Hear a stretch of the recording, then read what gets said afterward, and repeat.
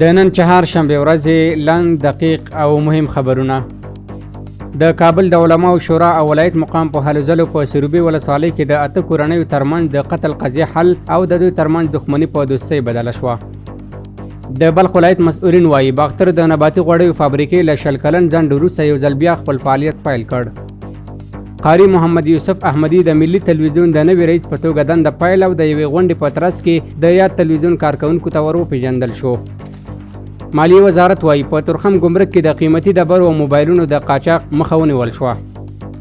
د اسلامي امارت مرستیال ویان بلال کریمي د ملي راډیو تلویزیون د نوي رئیس قاری محمد یوسف احمدي په معرفت غونډه کې ویلي چې ملي راډیو تلویزیون د ملت غږ یوه هسته ده او د خلکو غږ په ژمن ډول تر مسؤلینو رسوي.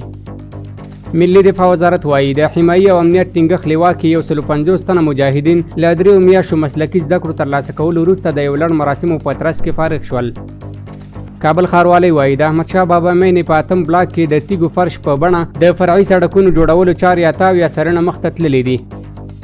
د افغانستان وشو ملي لوبډله د افغانستان، پاکستان او ایران ترمنځ په 3 اړخیزو دوستانه سیالیو کې د ګډون په موخه 13 ورځ ایران ته ولاړه.